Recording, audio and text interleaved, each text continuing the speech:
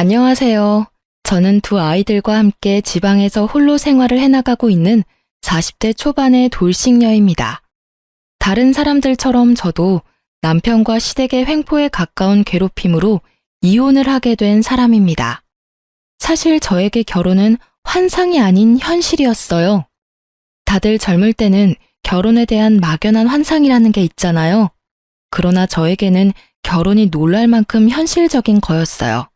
생활력 없는 아버지와 매번 돈을 벌기 위해 온갖 굳은 일을 다 하는 엄마를 보고 자란 제가 환상을 갖는 게 더 웃긴 일이긴 했죠. 엄마는 아버지와 이혼하고 경제적으로 더 윤택해진 사람이었습니다. 일찌감치 아버지와 이혼한 엄마는 일을 하며 돈을 모았고 저를 번듯한 회사에 취직시켜줄 만큼 저에게 다 쏟아부으셨어요. 그러다 보니 저는 돈 쓰는 게 어려웠어요. 돈 관리하는 것도 어려웠고요. 저 같은 사람은 모을 줄만 알지 쓰는 건 관리를 잘 못하겠더라고요. 그러다 보니 아예 안 쓰는 방법을 선택하죠. 아니면 무조건 싼 걸 선택하거나. 그런데 연애를 하면서 그 선이 조금씩 무너지더라고요. 살 때는 사야 했고 또 사랑하는 만큼 주고 싶은 마음도 생기고. 그러던 차에 남편을 만나 연애를 하는 도중에 남편의 생활력 있는 모습에 결혼을 결심하게 됐어요. 솔직한 말로 그것만으로도 저는 친정아버지가 보여준 지옥 같은 가난함은 보지 않을 거라는 희망이 있었거든요. 집은 둘이서 집값의 반을 나눠서 내서 샀고 남편이 공동 명의로 하자고 해서 그렇게 하기로 했어요. 그리고 저는 그런 남편의 마음 씀씀이에 고마워서 혼수를 다 해갔죠. 남편과 저는 평범한 회사원으로 일하는 맞벌이였는데 저는 일을 그만두고 싶은 마음이 요만큼도 없었거든요. 그래서 결혼 전 남편에게 그 점을 정확하게 말했고 남편은 그걸 들어주기로 했어요. 그렇게 결혼을 하고 남편과 저는 경제권을 반만 합치기로 했어요. 이것도 남편의 생각이었어요. 남편 통장은 생활비 통장으로 사용하고 대신에 그 통장의 카드는 제가 가지고 있기로 했어요. 생활비를 쓰는 건 저니까요. 제 통장에는 경조사용 통장으로 사용하기로 했어요. 양가 부모님 용돈이나 명절에 드릴 돈, 친인척들 경조사에 쓸 돈을 모으는 통장이었어요. 이 통장의 카드도 제가 가지고 있었어요. 남편보다는 제가 돈을 인출하기 편한 환경이었거든요. 남편의 생활력을 철석같이 믿고 있던 저에게 상상치도 못한 일이 벌어진 건 첫 아이를 낳고 난 후였어요. 당시 저는 출산 후 육아휴직 급여를 받으며 생활했는데 아무래도 남편의 월급이 그리 좋지 못하다 보니 생활에 한계가 생기더라고요. 그래서 결국은 첫 아이가 6개월일 때 육휴를 중단하고 일을 하러 회사로 돌아갔어요. 처음부터 젖이 잘 나오지 않아 아이는 분유를 먹는 중이었고 당시에는 친정엄마에게도 여유가 있는 상황이었기에 아이를 맡기는 것도 가능했었죠. 그렇게 4개월 정도 일을 다니고 있었는데 남편이 매번 생활비를 아끼라며 돈이 없다고 저에게 잔소리를 하더라고요. 저희는 각자 70만 원씩 생활비 통장에 넣고 있었거든요. 그리고 경조사용 통장에는 매달 각자 60씩 넣고 있었고요. 생활비 통장에 140이면 그다지 모자랄 일이 없는데 매번 모자라다고 하니 이상하더라고요. 처음에는 애가 생겨서 돈이 많이 나가는 거라고 생각하고 아무렇지 않게 여겼는데 매달 그 말을 들으니 너무 이상하더라고요.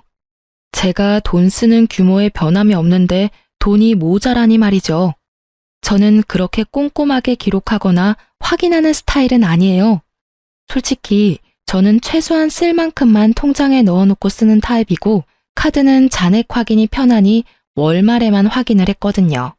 그런 저에게 매번 돈이 없다는 남편에게 이상하다는 마음이 들어 가계부를 작성하게 됐어요. 없는 시간 쪼개서 작성하는 것도 힘든 일이었는데 이상하게도 진짜로 매달 4, 50만 원 정도가 비더라고요. 제 계산으로는 한 달에 8, 90밖에 쓰지 않았는데 도대체 남은 돈들은 어디로 갔을까 싶더라고요.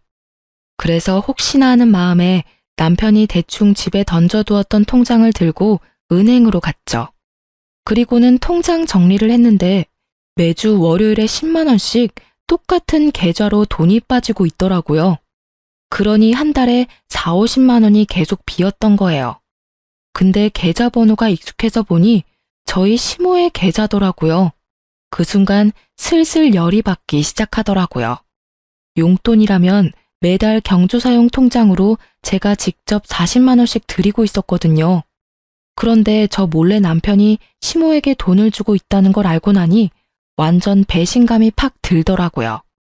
생활비 통장으로 용돈을 몰래 드리는 것도 화가 났지만 그것보다 더 화가 났던 건 남편이 예전에 저에게 그런 말을 한 적이 있었거든요. 친정에 애 맡기고 돈 주는 거 너무 아깝다고요. 친정에는 용돈 40만 원에 애 봐주는 비용에서 30만 원을 더 얹어서 총 70만 원을 드리고 있었거든요. 솔직히 더 드리고 싶었지만 눈치가 보여서 그렇게 드리고 있었어요. 그런데 남편이 그 이야기를 할 때 정말 속상했지만 아무 말 하지 않았어요. 둘이서 돈을 버는 거고 내가 더 벌어서 드리면 되지 하는 생각이 들었으니까요. 그런데 남편이 애를 봐주는 것도 아닌 시모에게 매달 4, 50이나 되는 큰 돈을 주고 있었다는 걸 알고 나니 정말 너무 화가 나서 뱃속이 다 뒤틀리는 기분이었거든요. 그래서 그날부터 매주 금요일에 친정엄마와 함께 마트에 가서 꼬박꼬박 10만 원씩 쓰시도록 해드렸어요. 아우, 이런 거 안 사줘도 돼. 너희 집에서 먹을 거나 사. 아니면 우리 손주 맛있는 거나 사던지. 괜찮아. 어차피 통장에 들어가는 생활비 중에 반은 내 건데 뭐. 그리고 엄마 집 냉장고 든든하게 해두면 어차피 손주한테 맛있는 거 해줄 거잖아. 안 그래? 제 말에 친정엄마는 곤란한 듯 웃으면서 손주에게 더 잘해주겠다고 하시더라고요. 그렇게 몇 주 지났을까요? 하루는 남편이 팔짱을 딱 끼고는 아주 고가운 표정으로 집에 들어오는 저에게 잠깐 부엌으로 와보라고 하더라고요. 제가 부엌으로 갔더니 남편이 냉장고 문을 열더니 말하더라고요. 당신 요새 돈 어디다 갔어? 분명히 마트에서 장을 본 건 맞는데 왜 냉장고에 음식이 하나도 없는 거야? 당신 혹시 두 집 살림 차렸어? 남편의 물음에 저는 천연덕스럽게 말해줬어요. 아, 그거? 우리 엄마네 장 볼 때 쓴 거야. 어차피 애 봐주는 것도 고맙고 애가 거기서 먹고 자고 다 하는데 엄마네 집 냉장고 차 있으면 우리 애한테 좋은 일 아니겠어? 네가 왜 친정집 살림을 대신 살아줘? 우리 생활비 카드를 왜 당신이 마음대로 친정에다 갖다 써? 그리고 장모님께는 우리가 매달 용돈에 애 봐주는 돈도 드리잖아. 그거면 됐지. 뭘 그렇게 더 해드리고 싶어서 안달이 난 건데? 그러다 우리 집 거덜나면 네가 책임질 거야? 생각이 있는 거야, 없는 거야? 가만 보면 너도 생각이 없는 여자야. 누가 생각이 없는데? 내가 생각이 없는 거면 너도 생각이 없는 거겠지. 네가 시댁 살림 살아주는 것 같길래 나도 친정 살림 살아준 건데 뭐 잘못됐어? 꼬박꼬박 월요일마다 10만 원씩 보내고 있는 거 내가 모를 줄 알았냐? 너는 생각이 있는 거야, 없는 거야? 나 몰래 그렇게 시작한 너야말로 생각이 없는 남자겠지. 저는 그렇게 말하며 남편 앞에 남편 통장을 툭 던졌죠.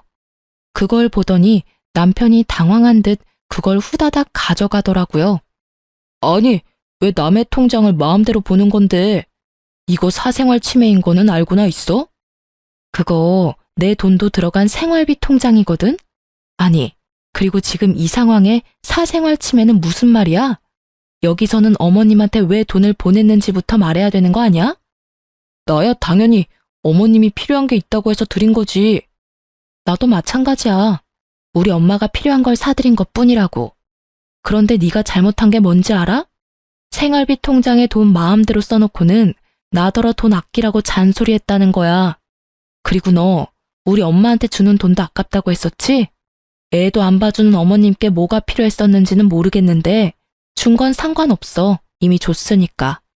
근데 너는 네 엄마한테 주는 건 괜찮고 나는 우리 엄마한테 주면 안 된다는 고약한 심보는 도대체 어디에서 나온 거야? 아니, 생각을 해보라고. 당신 친정에 이미 돈을 70만 원이나 드리고 있잖아. 그 돈이면 충분하지. 그 이상으로 또 뭘 사드릴 게 있다는 거냐고. 그래? 그럼 자, 네가 한번 봐. 우리 엄마가 마트에서 뭘 샀나? 저는 친정엄마와 함께 마트에 가서 산 영수증 내역을 보여줬어요. 각종 식재료와 영유아를 위한 간식, 그리고 아이를 키우는데 필요한 잡화들이었어요. 특히 식재료는 다짐 육이나 새우살가리, 이유식을 시작하는 우리 아이를 위한 물건들 뿐이었어요. 뭘 샀는지 이제 눈에 보여? 우리 엄마는 그 돈도 아깝다고 손주한테 해줄 것들만 다 골라서 샀어. 근데 네가 어머니께 드린 돈으로 어머니는 뭘 샀을까? 모르긴 몰라도 우리 집이나 아이에게 도움되는 건 아니었나 보네. 우리 엄마는 애를 봐주니 돈을 받아가는 건데 당신 엄마는 애도 안 봐주는데 무슨 돈을 그렇게 많이 받아가? 왜? 애 보는 건 노동이 아닌 것 같아? 처갓집에 돈 주는 건 뭐든 다 아까워? 아니, 엄마가 요새 힘들어서 돈 좀 붙여달라고 해서 드린 거야. 그거 하나가 이렇게 너한테 잔소리 들을 일이야? 아니, 그리고 시댁에 좀 더 드릴 수도 있는 거지. 왜 이렇게 사람이 못돼 처먹었어? 너야말로 심보 고약한 거 알아? 그래, 네 엄마한테 네가 돈 주는 거 상관없어. 근데 그런 건 생활비 통장이 아니라 네 개인 돈으로 줬어야지. 최소한 네가 나한테 말을 한마디라도 했거나 네가 펑크낸 통장을 나한테 책임지라며 잔소리만 하지 않았어도 내가 이렇게 고약해지지는 않았겠지. 그리고 내가 고약한 거면 너는 적반하장인 거지. 화는 내가 내야 하는데 네가 왜 화를 내? 어이가 없어서 진짜. 결국 소리 한 번 지르지 않던 제가 소리를 꽥 지르고 나서야 남편의 변명과도 같은 자기 합리화는 사그라들었습니다. 지가 당할 재간이 없겠죠. 계속 논점을 흐리려고 했지만 결국 저를 속이고 시모에게 돈을 계속 준 건 사실이잖아요. 결국 그 뒤로 생활비 통장에서는 돈이 따로 나가지는 않더라고요.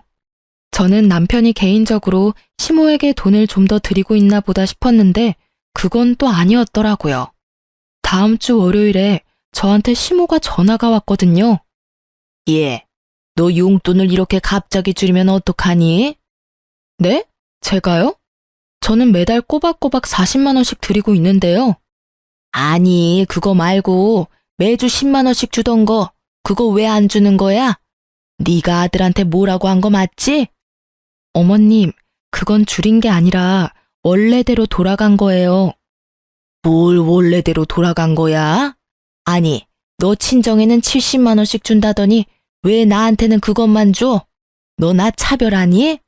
시자 달린 건 다 꼴도 보기 싫고 그래? 어머님, 친정어머니는 애를 봐주고 계셔서 드리고 있는 거고요.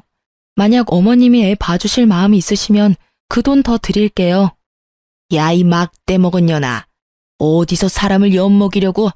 애를 보는 건 너희 엄마가 한가하니까 보는 게 당연한 거지. 나처럼 바쁜 사람이 애를 어떻게 봐? 그리고 늙은 시모한테 맡겨서 너는 마음이 좋냐?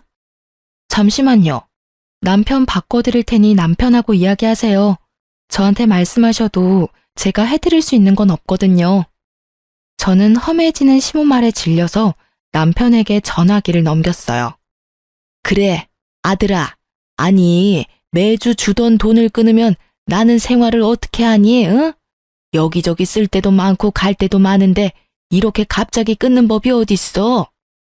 어머니, 죄송해요. 저희가 많이 쪼들려서 드릴 돈이 많이 없어요. 이해하시고.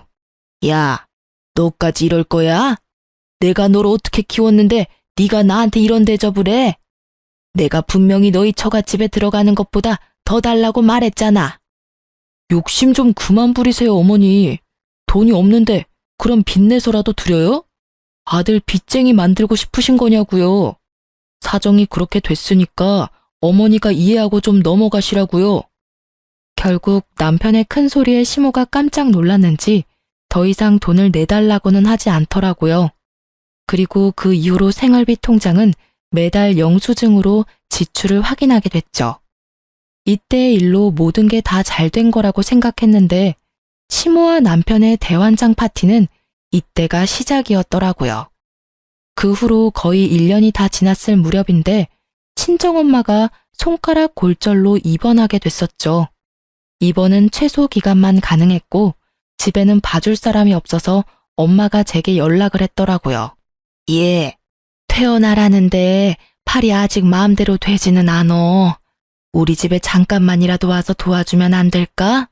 재활 시작하면 서서히 돌아온다는데 나이가 있어서 금방 좋아지지는 않는 데서 반찬만 좀 해주면 다른 건 엄마가 다 할 수 있는데.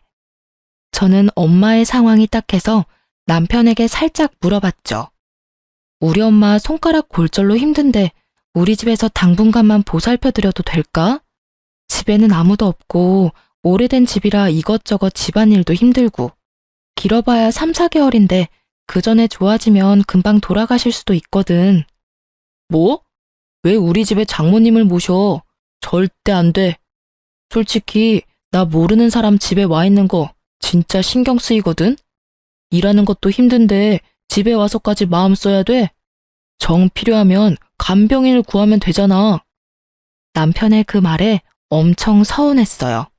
게다가 모르는 사람이라니 어떻게 장모가 모르는 사람이 될 수 있나요? 그렇지만 지친 남편의 마음도 이해하기로 하고 간병인을 구했어요. 그런데 생각보다 간병인 비용이 많이 나오더라고요. 어머니가 실비보험이 없어서 모든 수술비와 입원비를 그대로 내야 해서 돈이 많이 쪼들렸어요. 그 상황에 간병인을 쓰니 생돈이 거저 깨지더라고요. 그때는 집 안팎으로 일이 많아 돈이 많이 깨졌던 시기라 제가 개인적으로 모아놓은 목돈도 많이 없었거든요. 그래서 남편에게 부탁했거든요. 미안한데 우리 엄마 병원비랑 간병비가 생각보다 많이 나올 것 같은데 돈 좀 빌려주면 안 될까? 나도 돈 없는데. 그리고 그걸 왜 내가 내야 해? 당신 엄마니까 당신이 알아서 해야지. 어디 우리 엄마 아프다고 내가 당신한테 돈 달라고 한 적 있어? 아니, 빌려달라는 거고 곧 갚을 거라는데 왜 이렇게 정색이야? 싫으면 됐어. 진짜 뭐 이런 놈하고 결혼을 했는지. 생활력 있는 남잔 줄 알았는데 그게 아니라 지 실속만 차리는 놈이었네. 내가 바보 멍청이지. 아휴. 제 말에도 남편은 아랑곳하지 않더라고요. 솔직히 이때 이미 남편에 대한 정이 뚝 떨어졌어요. 그래도 뱃속에 있는 둘째 생각하며 버티자 싶었거든요. 아빠 없는 애 만들고 싶지 않았으니까요. 그래도 이혼에 대해서는 꾸준하게 생각하고 있긴 했어요. 볼 때마다 짜증이 났으니까요. 그런데 이 와중에 추석 때가 다 돼서 시부가 돌아가셨어요. 상을 치르고 뭐다 좋았는데 갑자기 그 이후로 시모가 계속 합가를 요구하더라고요. 처음에는 은근한 말투였어요. 여기 경치가 참 좋다. 이런 데서 살면 얼마나 좋겠냐. 뭐 이런 말들요. 그런데 시간이 좀 지나니 아주 직설적으로 말하더라고요. 죽을 때는 아들 곁에서 죽고 싶다고요. 그 이야기를 들으면서도 저는 남편이 설마 합가에 찬성하지는 않을 거라고 생각했어요. 그런데 갑자기 그 다음에 추석이 다가올 때쯤 시모가 저희 집에서 차례와 제사를 지내고 싶다고 하더라고요. 시모의 집은 도심이었고 저희 집은 약간 외곽에 있는 주택이었거든요. 그래서 시모를 모셔와서 차례와 제사를 지내기로 했죠. 그렇게 5박 6일을 저희 집에서 머무셨는데 저는 정말 힘들어 죽는 줄 알았거든요. 당시에는 둘째가 태어나 1살 정도밖에 안 된 상태였고 손이 많이 가는 나이였는데 시모까지 와 있으니 신경 쓸 게 한두 가지가 아니잖아요. 사흘째가 되니 반이 넘어갔으니 좀만 더 참으면 편하게 쉬겠다 싶었는데 갑자기 시모가 말하더라고요. 나 오늘부터 여기서 살란다. 그 말에 말을 잇지 못한 건 저뿐만이 아니었어요. 남편을 보니 남편도 당황한 눈치더라고요. 어머님, 합가 말씀하시는 거면 저희가 저번에도 말씀드렸잖아요. 지금은 어머님을 모시고 살 만큼의 여건이 안 돼요. 애도 돌쟁이에 저희 맞벌이라 어머님도 그만큼 신경 못 쓸 거예요. 게다가 지병도 있으신데 도시에 있는 게 약타기도 편하고 병원 다니기도 좋잖아요. 너한테 물은 거 아니야. 우리 아들한테 물었지. 아들아, 나 오늘부터 여기서 살게 해줘라. 나 죽더라도 네 옆에서 죽고 싶어. 우리 아들 집에서 죽고 싶어. 응? 어머니, 갑자기 이러시면 저희도 상의를 해봐야 하고 그만큼 여건도 안 되고. 남편은 시원히 말 못하고 버벅거리더라고요. 그런데 시모가 갑자기 통장과 도장을 떡 내놓더라고요. 예, 이 안에 내 전 재산 들어있어. 그러니까 이거 너 가지고 가고 대신에 여기서 나 모시면 되지 않겠냐? 나 크게 바라는 거 없어. 진짜로 여기 이 공기 좋은 데서 마지막 생을 보내고 싶은 마음뿐이야. 어머님, 그걸 왜 저희를 주세요? 그냥 가지고 있으시면서 쓰시면 되죠. 여보, 받지 마. 제가 말하기가 무섭게 남편이 통장을 덥석 쥐더라고요. 그 모습에 보는 제 뱃속에서는 불덩이 하나가 들어앉은 것처럼 확 열이 나더라고요. 당신 진짜로 어머니 모실 거야? 그럼 어떡해. 이렇게까지 말씀하시는데 내가 받으려야지. 그래? 그럼 그 돈 받았으니 당신이 잘 받으려. 나는 손가락 하나 까딱 안 할 거니까. 이런 배은망덕한 년이 다 있나? 네가 이 집에 시집와서 얼마나 편하게 잘 살았는데. 그게 다 우리 아들 덕분인데 이제 와서 뭐? 손가락을 까딱 안 해? 우리 아들한테 왜 그런 험한 일 시켜? 결혼시켜줬더니 남편을 아주 지 마음대로 조종하려고 들어. 남편은 시모를 진정시켜놓고 저를 끌고 안방으로 데려오더니 달래듯 말하더라고요. 여보, 너무 감정적으로 생각하지 말고 어머니 전 재산이 얼만 줄이나 알아? 거의 5천만 원이야. 어머니가 준 돈 나눠줄게. 솔직히 당신이 어머니 케어할 부분이 더 많으니까 내가 그거 감안해서 당신한테 반은 나눠줄 테니까. 마치 그게 공평하다고 말하는 남편의 입을 쪽 잡아 찢고 싶더라고요. 아니, 내가 케어를 하면 나한테 돈을 다 줘야 당연한 거지. 어딜 반값에 후려치려고 하는 건지. 뭐, 그 돈 다 준다고 해도 절대로 합가는 반대였지만 말이죠. 그럼 그 돈 반을 가져가는 당신이 어머님도 반은 봐줄 거야? 당신도 알다시피 지금이 승진의 중요한 때고 이럴 때 집에 몸 붙들려 있으면 손해보는 거 잘 알잖아. 못하겠다는 말을 이리도 요란스럽게 둘러서 말하다니 저는 남편을 쏘아봤죠. 못한다는 말을 정성스럽게도 하네. 아니, 당신 말고 내 생각도 좀 해봐. 나 일 안 하면 생활비 빠듯한 거 한눈에 봐도 훤하고. 애를 둘이나 그것도 둘째는 돌 막 지난 상태잖아. 손이 얼마나 많이 가는데 지금 이 상황에 내가 시어머니 시집살이까지 해야겠어?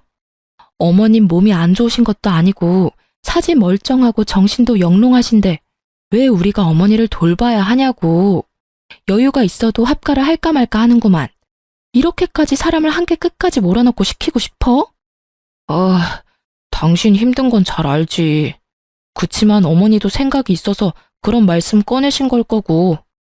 남편이 머리를 벅벅 긁더니 한 가지 확인을 하더라고요. 명절 동안은 괜찮은 거지?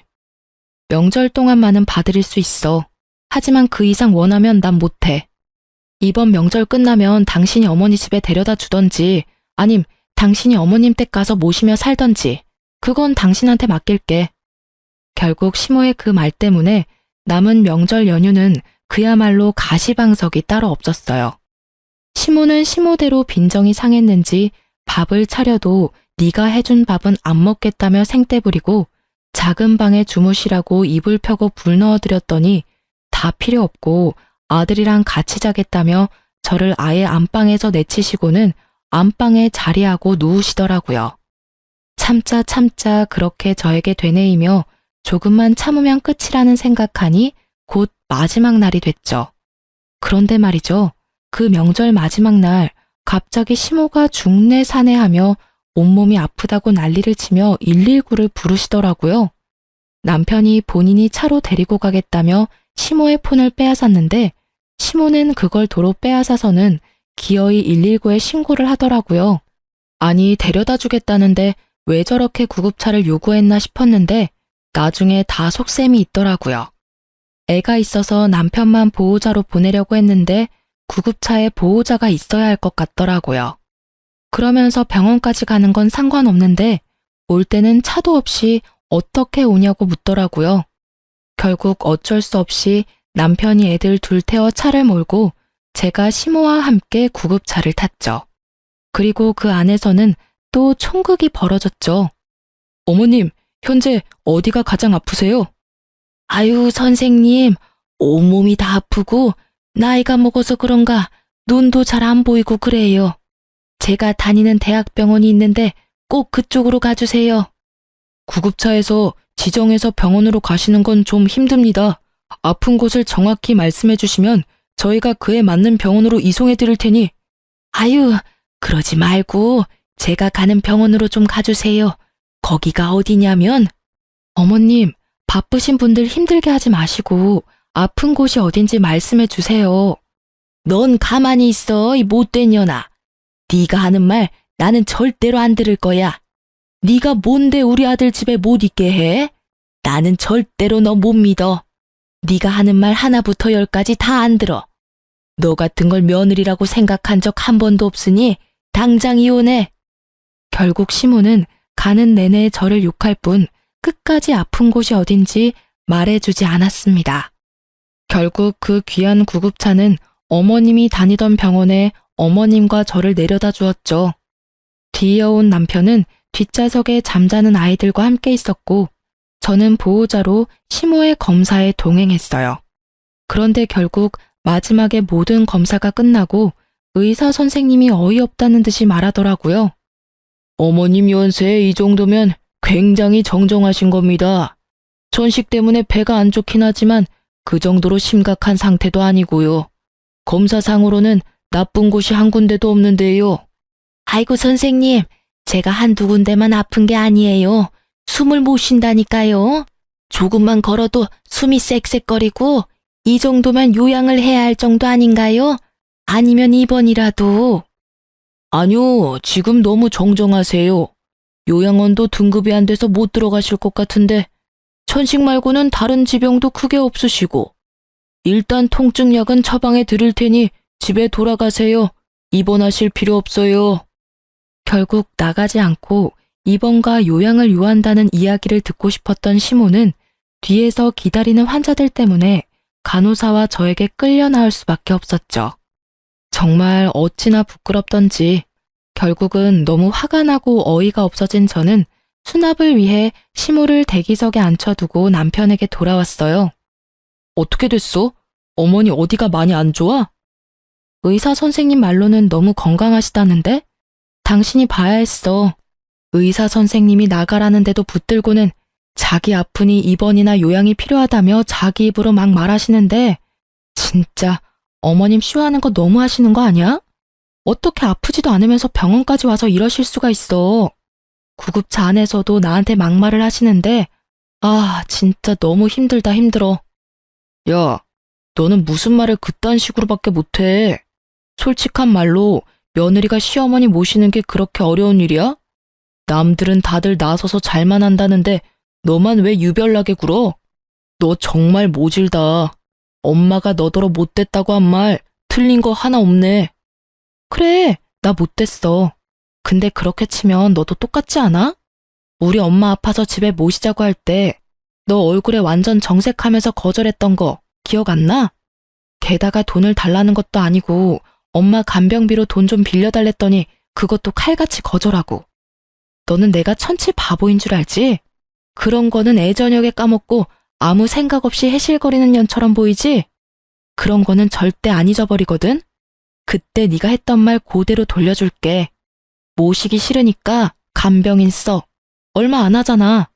그리고 미리 말하는데 나는 간병인 쓰는데 드는 돈 절대로 줄 생각 없으니까 그쪽도 알아서 하고. 야, 그건 이거랑은 다르지. 그때는 단순히 손가락만 못 쓰시는 거였고 솔직히 장모랑 엄마랑 똑같을 수는 없잖아. 엄마는 내 엄마인데. 그러니까 하는 말이잖아. 네 엄마 네가 알아서 모시라고. 남의 손을 왜 빌려? 나도 내 엄마랑 시무랑 똑같을 수는 없거든. 게다가 구급차 안에서 막말을 그렇게 하는데 구급대원이 참으로 불쌍하게 나를 보더라. 네가 말했듯이 시모도 나한테는 가족 아니야. 그러잖아도 마음이 한껏 상해 있었는데 남편의 말들을 들으니 딱 한 대 패주고 싶더라고요. 합가하고 싶으면 해. 대신 이혼 서류 작성하면 돼. 쉽지? 막 나가는 거냐? 좋아, 이혼해. 누가 무서워? 솔직히 네가 어딜 가서 나 같은 남자를 만나? 나니까 네가 하는 말 다 들어줬던 거지. 나가서 고생해봐야 정신을 차린다니까? 그래, 알았어. 근데 너 내가 하는 말 들어줬던 적 없거든? 내 뒤통수 친 적은 한 번 있네. 솔직히 소송하면 나한테 더 유리할 거 알지? 나야말로 볼 꼴 못 볼 꼴 다 봤거든. 고맙다 이 새끼야. 이혼해줘서. 저는 그날부터 이혼 준비에 들어갔습니다.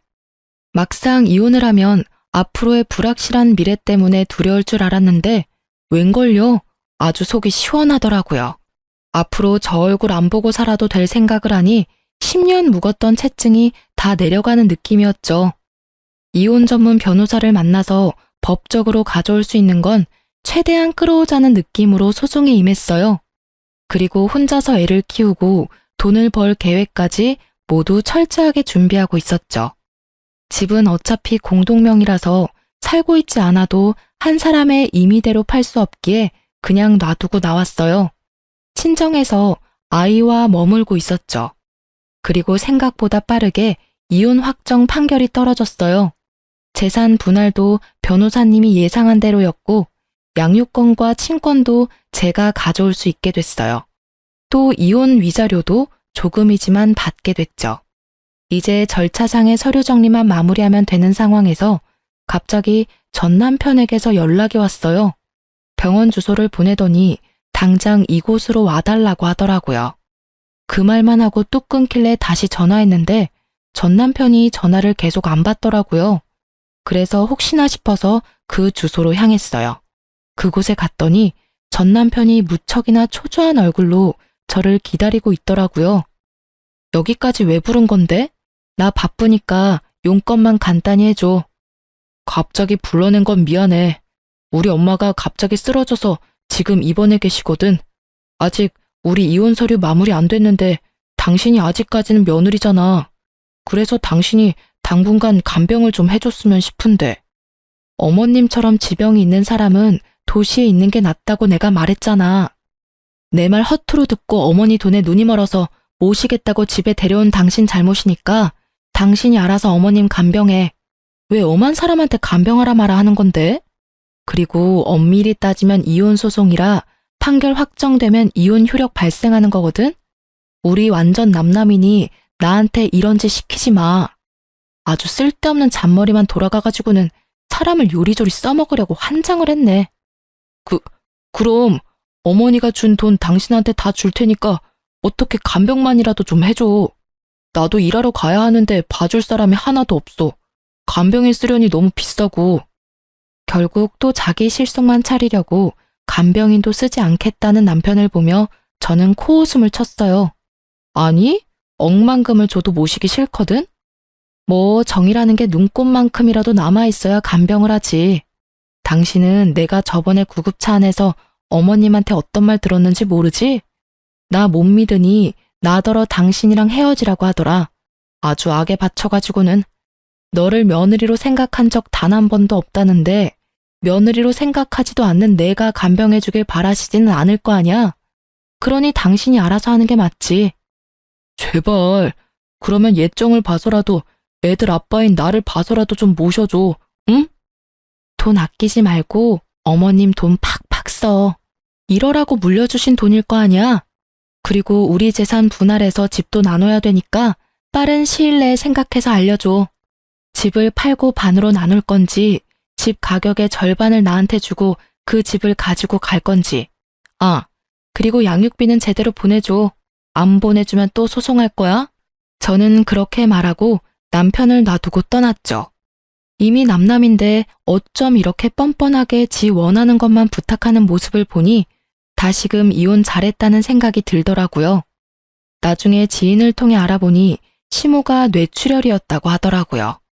결국 외곽에서 병원까지 시간이 걸렸던 바람에 편마비로 오랫동안 치료를 받아야 한다고 하더라고요. 차라리 남편이 시모와 함께 시모 집에 있었다면 더 빨리 도착해서 예후가 좋았을 텐데 말이죠. 아들 집이 뭐 그리 중요하다고 굳이 거기 있겠다고 고집을 부려선 이런 상황을 만들었는지 원. 전 남편의 연락은 그때 이후로 없었어요. 그런데 2년 정도 지났을까? 전 남편이 양육비를 안 보냈더라고요. 일단 연락을 남겼는데 도통 통화가 안 되더라고요. 그래서 전 남편 회사에 직접 전화해서 물었더니 저녁에 다른 일 하나 더 뛴다고 바쁘다고 했다는 모양이에요. 알고 보니 투잡을 뛰고 있었더라고요. 저는 이해가 안 갔죠. 아니, 시모가 통장에 넣어둔 그 돈들로 병원비는 충당이 됐을 텐데 말이에요. 의아하게 생각하던 그때 전 남편이 만나서 이야기하자며 저를 부르더라고요. 목소리가 완전 힘없이 기어가는 모양새라 거절하려다 나가기로 했어요. 그렇게 만난 남편의 얼굴은 아주 눈뜨고 볼 수 없을 만큼 푹 상해 있었습니다. 뭘 하면 이 단시간에 이렇게 늙을 수 있는지 모를 정도로요. 회사 전화했다면서? 응. 근데 도대체 투잡을 왜 하는 거야? 그만큼 돈이 없어? 연차 어느 정도 돼서 월급 늘었을 텐데? 혹시 어머님이 주신 통장에 비밀번호 몰라서 못 쓰는 거야? 아, 그거? 그 통장 진짜 말도 마. 내가 완전 어머니한테 뒤통수 제대로 맞았어. 그게 무슨 소리야? 5천만 원 있었다며. 통장에 찍혀있던 돈이 가짜였어.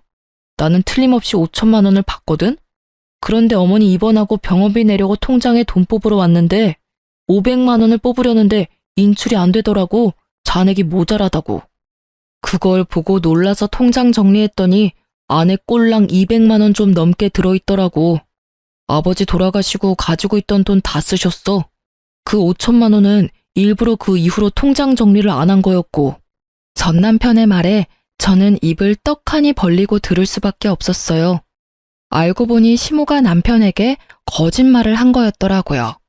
합가를 하고 싶었는데 며느리는 합가에 결사반대고 아들놈도 지한테 이득이 되지 않으면 얄짤없을 거라는 걸 알고는 일부러 5천만 원의 통장 정리하고 그 뒤로 정리를 하지 않은 거였더라고요. 돈 없으면 자기 아들이 안 받아줄 걸 예상을 한 거죠. 어머님은 무슨 배짱으로 그렇게 하신 거래? 아니, 막말로 어머님이 아프면 당신이 모시지 못할 것도 아닌데. 합가하고 나면 어차피 자기를 버리지도 못할 거니 그냥 그대로 눌러 살 작정이었다고 하더라고. 머리털 나고 이렇게 사기당해본 게 처음이라. 아들 성격 잘 알고 있으셨네? 어차피 당신 그 돈 없으면 합가 안 할 생각이었잖아. 안 그래? 그 돈에 눈이 멀어서 합가했으면 진짜 당신 나한테 욕 오지게 얻어먹고 탈탈 털렸을 텐데. 그 꼴 안 봐서 다행이긴 하다, 내 입장에서는. 그랬겠지. 아, 그때 당신이 하는 말을 들었어야 했는데 그 5천만 원이 그때는 왜 그렇게 아까웠는지 몰라. 결국은 봐. 늘어나는 병원비에 양육비가 감당이 안 돼서 저녁에 대리나 뛰고 있고 편안한 집도 사라지고 따뜻한 밥도 이제는 없어. 저기, 나 정말로 반성 많이 했거든. 이런 이야기 꺼내는 것도 미안하긴 한데 나랑 재결합할 생각은 없어? 나는 당신한테 정말로 미안함을 많이 느끼고 있어. 우리 애들도 보고 싶고. 전 남편은 아주 애처로운 표정으로 제 손을 붙잡고는 아주 슬픈 얼굴을 하더라고요. 저는 제 손을 잡은 전 남편의 손을 매몰차게 뿌리쳤어요. 사람 고쳐 쓰는 거 아니라는 옛말 하나 틀린 거 없네. 나는 당신이 변했다고 다시 믿는 것 자체가 어려운 사람이야. 당신이 지금 나한테 미안해서 재결합하자는 거 아니잖아. 딱 봐도 당신 상황이 힘드니 재결합하자고 하는 게 너무 눈에 보이거든. 내가 시어머니 간병해주고 재정적으로 도움이 됐으면 하는 거 맞지? 내가 친절하게 말해줄게. 헛된 기대 그만하고 양육비나 제대로 보내. 그 말 하려고 당신 부름에 응한 거거든? 양육비 꼬박꼬박 보냈으면 당신한테 연락도 안 했을 거야.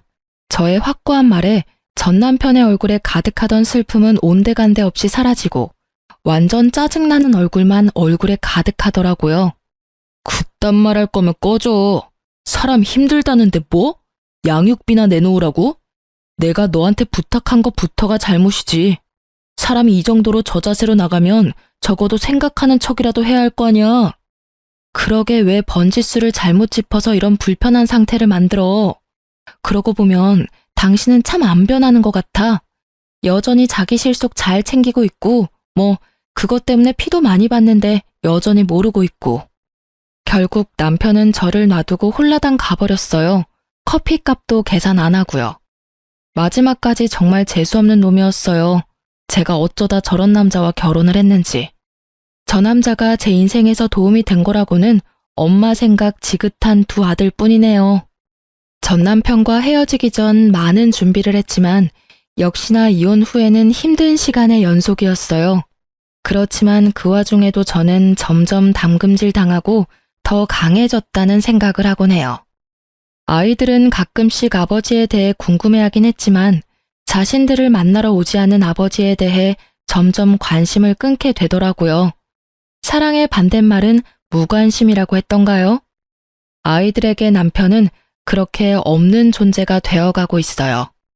솔직히 아이들의 그런 모습에 안쓰럽고 슬프기도 하지만 아버지와 아들의 관계가 제가 강제할 수는 없는 노릇이잖아요. 그 정도로 당했으면 본인이 실속을 차리느라 가장 중요한 인간관계에 소홀해지고 있다는 걸 조금이라도 깨달았을 때도 됐을 텐데. 여전한 걸 보면 정말 아직까지 철이 덜 든 건지도 모르죠. 저야 애들 생각하면 좀 안 됐다고 생각하지만 남편과 애들이 가까워지지 않는 게 마음은 더 좋아요. 아이들을 전 남편의 그런 행동에 물들이고 싶지는 않거든요. 글을 쓰면서도 그때의 생각이 새록새록 떠올라 조금은 답답하고 화가 나기도 했지만 이렇게 제 꽁꽁 숨겨두었던 제 이혼 이야기를 꺼내고 나니 마치 임금님 귀는 당나귀 귀라는 동화책처럼 마음 한구석이 무척이나 후련한 생각이 들어요. 이래서 너무 한쪽으로만 생각이 치우치면 안 되는 것 같아요. 저도 아버지 같은 사람 피하려다가 도리어 더 이상한 남자를 만나고 말았으니까요. 뭐든 적당한 게 최고라는 말을 요즘에서야 서서히 이해해가고 있어요. 좀 더 일찍 알았다면 제게도 이런 일은 없었을지도 모르죠. 하지만 지금은 꽤 잘 살고 있어요. 애들도 학교 들어가니 손 많이 가지도 않고 미안하게도 일찍 철이 들어버렸지만 엄마가 힘들다는 걸 잘 알고 있는 두 아들 덕분에 서로 도와가며 잘 지내고 있거든요. 고부 갈등으로 고생하는 전국의 며느리들 힘내시고 글 읽어주셔서 무척 감사합니다.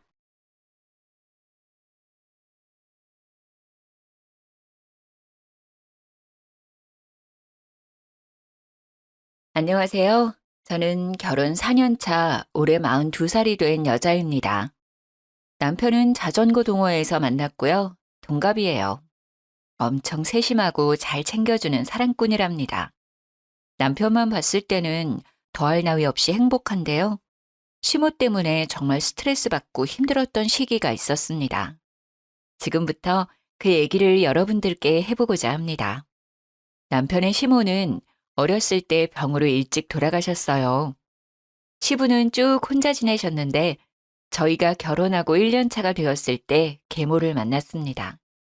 시부가 저희 결혼 후에 암 판정을 받고 조금 힘든 시기에 우연히 만난 계모와 인연이 되어 만나게 되었습니다. 별도로 혼인신고는 하지 않으시고 사실혼 관계로 지내셨어요. 그 사람을 편의상 시모라고 지칭하겠습니다. 시모는 처음 봤을 때 인상이 너무 세고 표독스러운 느낌이라서 친하게 지내기 힘들었는데 알고 지낼수록 사람이 다정하고 좋으시더라고요. 몸이 좋지 않은 시부한테도 참 잘했고 남편과 저에게도 친아들, 친딸처럼 잘 챙겨주셨어요. 하지만 열심히 암투병을 하던 시부는 작년에 돌아가시고 말았습니다. 오래 알고 지내지는 않았지만 시부가 아픈 시기에 만나게 된 시모와의 연을 바로 끊을 수는 없었어요. 시부의 빈소도 끝까지 지켜주었고 감사했거든요. 시부는 돌아가셨지만 그래도 진짜 시모처럼 챙겨드렸고 남편 역시 늘 감사해하며 어머니처럼 모셨습니다. 정말 다정했던 시모였는데 시부가 돌아가신 이후로 점점 본성을 드러내기 시작했습니다. 예, 윤희야. 이번 생일은 혼자라 외롭기도 하고 나도 생일상 좀 받아보고 싶은데. 그럴까요? 그럼 제가 생신상 준비해 드릴게요. 어머니 어떤 음식으로 준비할까요? 드시고 싶은 거 있어요? 뭐 요즘 인터넷 검색하면 이것저것 많던데. 그냥 남들 하는 거 알아서 준비해 봐. 알았어요, 어머님. 제가 검색해보고 준비할게요. 시부 돌아가시고 혼자 보내는 생신이라 기분 좋게 생신상 차려드리기로 했죠. 저희 남편도 친정엄마 아빠 생신 때 잘 챙겨주거든요.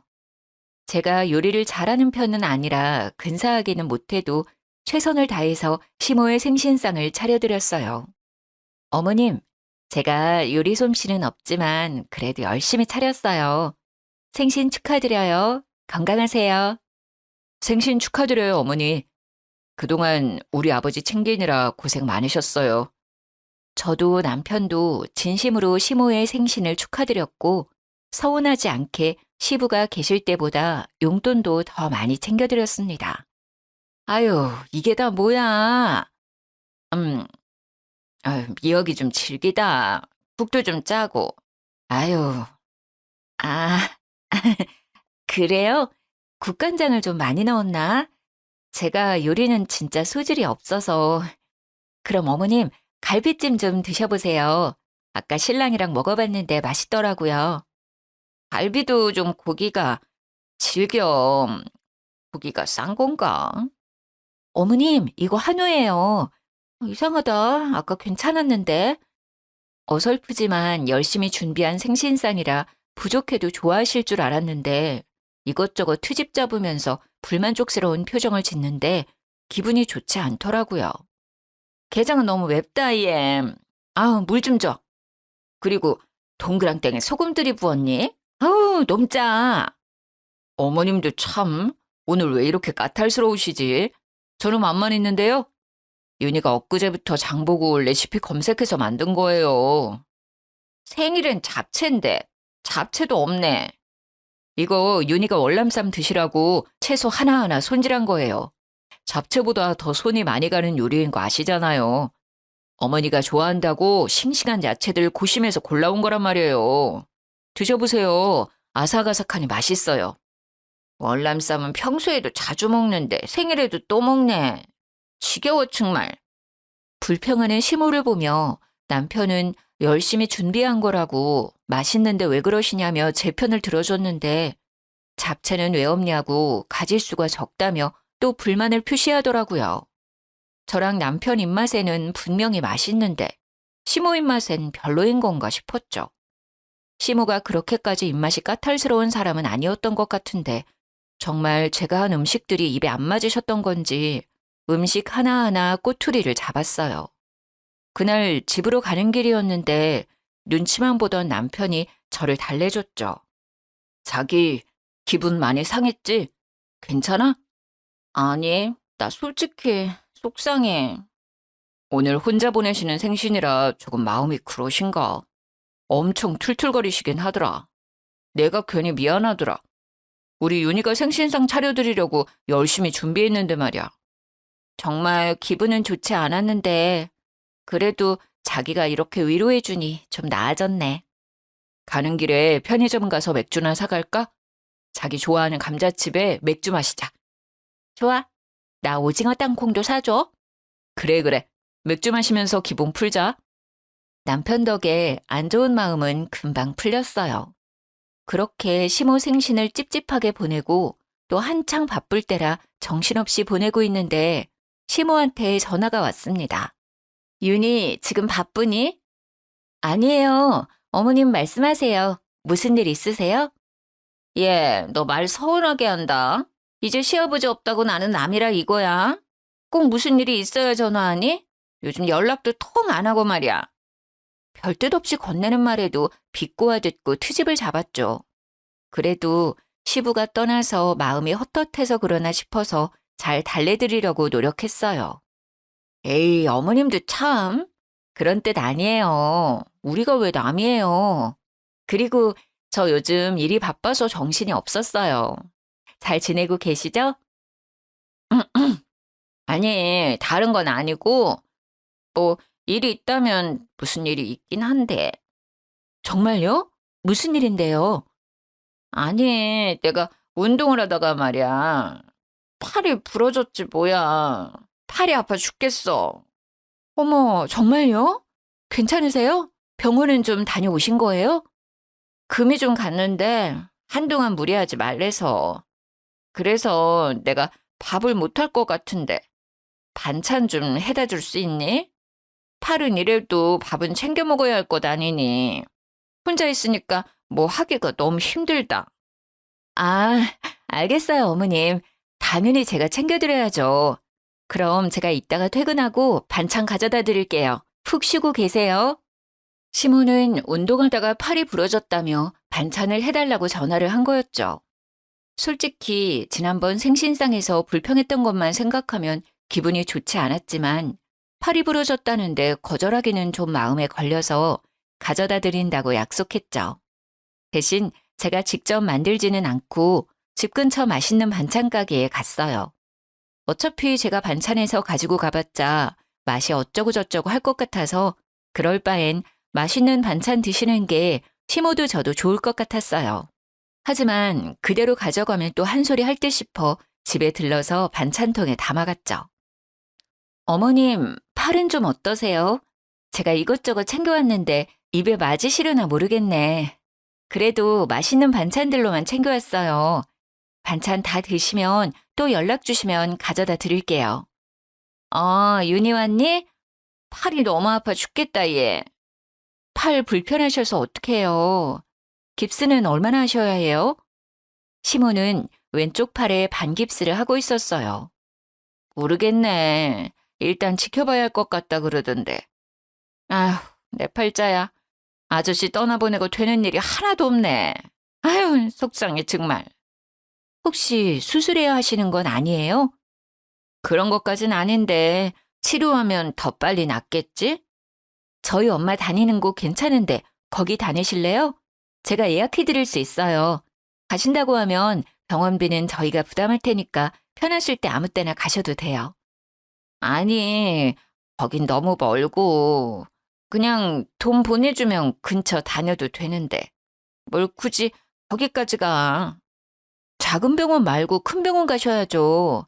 가시려면 제대로 된 병원 가야 해요. 실력 좋은 큰 병원으로 치료 다니시라 권유했는데 얼굴 표정이 썩 내키지 않아 하는 느낌이었죠. 어머님, 좀 앉아 계세요. 반찬은 어디에 둘까요? 냉장고에 넣어둘까요? 그냥 거기 식탁 위에 둬. 내가 정리하는 게 제일 마음 편해. 식사하셔야 하지 않아요? 제가 그릇에 좀 덜어둘까요? 아니야, 됐어. 그냥 둬. 내가 알아서 할게. 시모는 뭔가 퉁명스러운 말투였지만 저는 애써 모른 척 했습니다. 알겠어요, 어머님. 그럼 두고 갈게요. 집안일이 쌓여 있어서 오늘은 먼저 갈게요. 다음에 같이 식사해요. 그래, 외롭지만 혼자 먹어야지 어쩌겠니. 같이 먹어줄 사람도 없고. 에휴, 제가 직접 만들어 온 반찬은 아니지만 시모는 고맙다는 말 한마디도 없었어요. 계속 신세 타령만 했죠. 사실 같이 먹자고도 할 수 있었지만 그렇게까지는 하고 싶지 않더라고요. 저는 집안일을 핑계로 반찬을 두고 나왔습니다. 엘리베이터를 타고 1층에 도착했는데 깜빡하고 시모 집에 두고 온 우산이 생각났습니다. 그날 비가 오락가락해서 우산을 챙겨 나왔었거든요. 다시 엘리베이터를 타고 올라갔어요. 현관문이 살짝 열려 있길래 조용히 문을 열고 들어갔습니다. 어머님, 저 우산을 두고 가서 다시 왔어요. 어머님? 화장실에 가셨나? 그냥 우산만 가지고 가기 뭐해서 거실로 쓱 갔는데 시모가 주방에서 부시럭거리고 있었습니다. 어머님, 식사 준비하세요? 도와드릴까요? 시모가 있는 주방으로 갔더니 아니 글쎄 시모가 제가 준 반찬을 음식물 쓰레기통에 버리고 있더라고요. 너무 화가 나서 버럭 소리를 질렀습니다. 어머님, 지금 뭐 하시는 거예요? 왜 제가 드린 반찬을 버리세요? 아이고 깜짝아. 너 왜 다시 왔니? 아유 놀래라 진짜. 다시 왔으면 기척을 해야 할 거 아니야. 아니 어머님, 반찬 왜 버리시는 거예요? 받자마자 버릴 거면 대체 반찬 왜 가져오라고 시킨 거예요? 아니, 너무 맛이 없잖아. 이런 걸 어떻게 먹어? 너는 팔이 부러졌으면 사골 푹 고운 거나 가져오지. 센스 없게 이런 걸 가져오니까 그냥 뒀다간 쓰레기 될 것 같아서. 미안한 기색이 없이 맛이 없다고 당당하게 얘기하는 시모를 보니 기가 차더라고요. 어머님, 맛은 보시고 그런 말 하는 거예요? 맛 보고 말 것도 없지 뭐. 맛도 안 보시고 버릴 거면 왜 저 부르신 거예요? 그거 유명한 반찬 가게에서 산 거예요. 아버님이 좋아하시던 그 반찬 가게요. 그리고 드시고 싶은 게 있으시면 말씀해 주시지 그랬어요. 뭐? 너는 반찬을 해오라고 했더니 사? 이제 뭐 관심 없는 남이라 이거야? 그리고 네가 알아서 잘 챙겨와야지. 내가 매번 너한테 알려줘야 하니? 어머님이 제가 한 반찬은 맛이 없다면서요. 그래서 맛있게 드시라고 맛있는 곳에서 사왔어요. 팔 부러져서 아무것도 못 하신다고 하니까. 그리고 여기에서 남이 왜 나와요? 하, 진짜 왜 그러시는 거예요? 지난번부터 대체. 이제 친애 시아버지 죽었다고 나는 사온 반찬이나 먹으라고? 정말 서럽다 서러워. 마치 벽이랑 얘기하는 것 같았어요. 고구마 100개 먹은 느낌이었죠. 시모는 시부가 돌아가신 후 툭 하면 자기는 남이라 이렇게 대한다는 둥 참 사람 할 말 없게 했습니다. 어머님, 진짜 남이었으면 이렇게 오지도 않아요. 대체 요즘 왜 그러세요? 아버님 돌아가신 후 외로우실까봐 더 챙겨드리고 있잖아요. 뭐가 마음에 안 들어서 계속 이러시는 거예요. 너 지금 나한테 소리 지르는 거니? 시아버지 있을 때는 그렇게 알랑방구 끼면서 어머니 하더니 이제 없으니까 내가 아주 만만해 보이지? 어머님, 지금 제가 말하는 요점은 그게 아니잖아요. 반찬 버릴 거면서 대체 왜 설마 저 골탕 먹이고 싶어서 그러신 거예요? 됐다 얘. 너랑 말하고 싶지 않으니까 당장 가. 저도 마찬가지예요. 어머님이랑 말하기 싫어요. 이제 저한테 뭐 해달라고 연락하지 마세요. 도대체 이해할 수가 없더라고요. 생일상 차려달라고 해서 차려줬더니 내내 불평불만을 쏟고 팔이 부러졌다고 반찬 좀 해오라고 해서 가져다 줬더니 죄다 쓰레기통에 버리고 내가 뭐 마음에 안 들었나? 골탕 먹이고 싶나?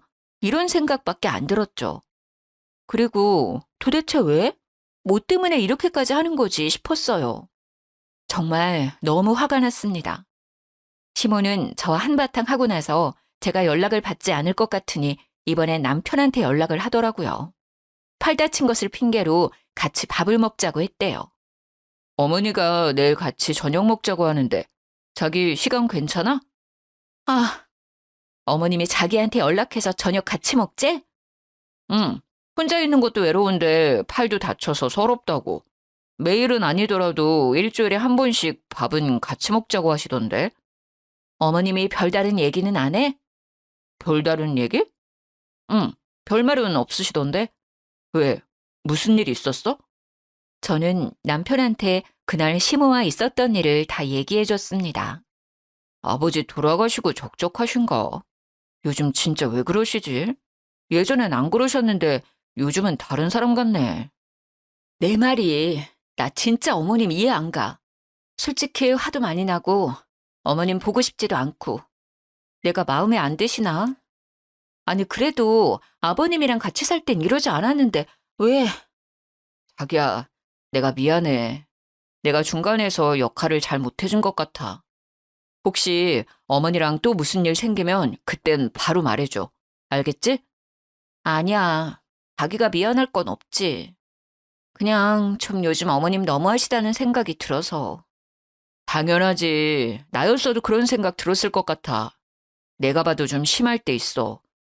그래도 팔 다치시고 해서 좀 더 예민해져 있을 수도 있으니 좀 괜찮아지실 때까지만 가끔 외식이나 하자. 자기 불편하면 나 혼자 다녀와도 되고. 아니야. 나도 너무 소리 지르고 왔나 싶기도 하고. 그래도 아버님 계실 때 옆에서 잘 케어해 주셨는데. 대신 자기랑 있을 때만 어머님 만날래. 이제 따로는 안 만날게. 그래, 그러자. 고마워. 그럼 내가 식당 예약할게. 자기 퇴근하면 식당으로 바로 와. 거기에서 만나자. 응, 알았어. 솔직히 시모 꼴보기도 싫었지만 남편이 잘 달래주기도 했고 팔 좋아질 때까지만 져주자 싶었죠. 하지만 시모와 연락을 따로 할 생각은 없었어요. 그 다음날 퇴근하자마자 예약한 식당으로 갔습니다. 남편은 업무 정리할 것이 있어 조금 늦을 것 같다고 연락이 왔어요. 식당에 들어갔는데 시모가 먼저 앉아 있었습니다. 어머님, 먼저 오셨네요. 신랑은 업무 정리하느라 조금 늦는다고 저희 먼저 먹고 있으래요. 그래? 그럼 먼저 시켜 먹자. 팔 아파서 끼니를 제대로 못 챙겨 먹었더니 배가 너무 고프다. 나는 소갈비 먹을래. 그럼 소갈비 3인분 먼저 시킬게요. 살짝 어색한 공기가 흘렀지만 모른 척 했습니다. 주문한 소갈비가 나와서 말없이 소갈비만 구웠습니다. 예, 윤희야. 소갈비는 살짝만 익혀서 먹어야 하는 거 알지? 이제 옆에 고기는 잘라도 될 것 같은데. 아유, 타겠다. 지금 자르려고 했어요. 여기 위에 잘라둘 테니 드세요. 한 입에 먹기 좋은 크기로 잘라줘. 그나저나 윤희 너 요즘 살찐 것 같다. 왜 이렇게 살이 쪘어? 그래요? 크게 몸무게 변화는 없는데요. 아니야, 너 얼굴도 그렇고 아까 들어올 때 보니까 허벅지도 좀 굵어진 것 같더라. 너 이제 나이가 있는데 관리 좀 해야지. 나이 들면 살 빼기 더 힘들어. 나 봐, 이 나이 돼도 운동 열심히 다니잖니. 나는 50kg 넘어본 적이 없어. 너 요즘 몇 킬로니? 시모는 갑자기 제가 살이 쪘다며 시비를 걸기 시작하더군요. 어머님은 키가 작으시잖아요. 운동은 제가 알아서 할게요. 제가 잘 붙는 체질이라 그렇지 어머님이 생각하시는 것처럼 그렇게 뚱뚱하진 않아요. 어머님이 너무 마르신 거예요. 수영 다니는 아줌마들이 내 몸매를 얼마나 부러워하는데. 나는 그냥 마르기만 한 게 아니잖니. 너가 이렇게 뚱뚱하니까 애가 안 생기는 거 아니니? 나이 더 들면 애기 갖기도 힘든데. 정말 애기 안 낳을 거야? 나중에는 낳고 싶어도 못 낳아. 저는 비쩍 마른 체형은 아니지만 뚱뚱한 체형은 아닙니다. 그냥 평범한 보통 체격이에요. 160에 58kg거든요. 시모는 빼빼 마른 체형이어서 제가 뚱뚱해 보이는지는 모르겠지만 사람의 외적인 걸로 비꼬든 얘기하니까 진짜 화가 너무 나더라고요. 그리고 저희는 남편과 합의하에 딩크족으로 살기로 했고 시모는 이 사실을 예전부터 알고 있었습니다. 어머님, 제발 그만 좀 하세요. 저 어디 가서 뚱뚱하다 살쪘다 이런 얘기 들은 적 없어요. 왜 갑자기 식사하시다가 생뚱맞은 얘기를 하세요? 그리고 어머님, 저희 얘기 안 가지기로 한 거 아시잖아요. 그전에는 이런 얘기 없으시다가 왜 그러세요? 왜 저한테 계속 시비 거시는 거예요, 왜? 제 속 다 뒤집어 놓으려고요? 얘 말하는 것 좀 봐. 시비라니. 내가 있는 그대로 말한 건데. 허벅지도 튼실해가지고. 그리고 아기가 안 생기니까 안 가지기로 했다고 둘러대는 거 아니야? 요즘 그런 애들 많다더라. 언제부터 저희 이세에 관심이 많으셨어요? 내가 다 너희 생각해서 하는 말 아냐. 누가 이런 말 해주니? 그리고 몸매 관리하라는 게 어때서 그래? 너 관리 잘하라고 신경 써주는 거잖아. 감사합니다라고 하진 못할 망정? 말을 말아야지. 저희 엄마 아빠도 그런 말은 안 하세요.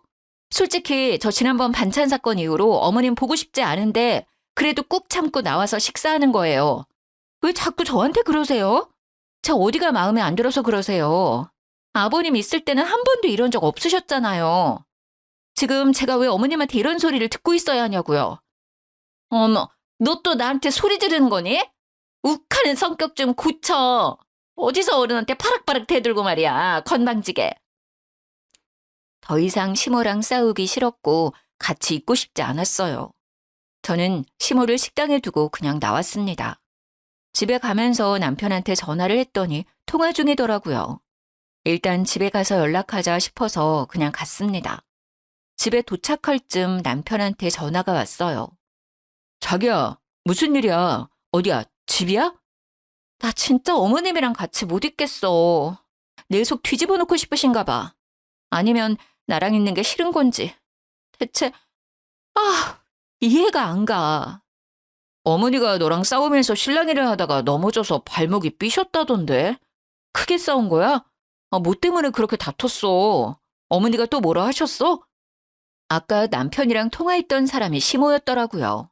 그저 말다툼 뿐이었는데 시모는 더 크게 부풀려 얘기했죠. 발목이 삐끗했다니요. 제가 자리를 박차고 나올 때도 시모는 소갈비만 열심히 먹고 있었어요. 어머님이 나랑 싸우다가 넘어지셨대? 진짜 기가 찬다, 기가 차. 대체 왜 그러시는 거야? 그렇게까지 안 싸웠어. 그냥 말다툼하다가 내가 도저히 같이 못 있을 것 같아서 나 혼자 나온 거야. 자기야, 일단 내가 다시 전화할게. 나 어머님이랑 통화 좀 해야겠어. 이젠 없는 말까지 지어내는 시모한테 정이 뚝 떨어졌죠. 화가 나서 전화를 걸었더니 바로 받더라고요. 예, 너는 애가 도대체? 어머님, 저랑 싸우다가 넘어지셨어요? 왜 없는 말을 지어내세요? 언제 넘어지셨는데요? 너 나갈 때 내가 따라 나가다가 넘어졌어. 무슨 말도 안 되는 말씀을 하세요. 언제 따라 나오셨어요? 신랑한테는 저랑 실랑이 하다가 넘어졌다고 하셨다면서요. 이제 거짓말까지 하는 거예요? 뭐 그게 그거지. 너랑 싸우고 나가다가 넘어진 거니까 싸우다 넘어진 거지. 저 나갈 때 그냥 앉아 계셨잖아요. 제가 어머니 고기 드시고 있는 거 봤는데 왜 거짓말 하세요? 진짜 저 따라 나오셨어요? 그리고 넘어지신 건 확실해요? 저 식당에 확인해 볼 거예요. 식당에 CCTV 있는 거 모르죠? 망신 나가고 싶지 않으시면 다시 신랑한테 전화해서 정정하세요.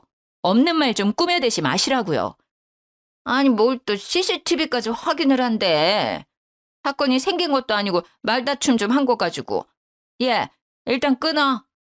시모는 계속 말이 바뀌었죠.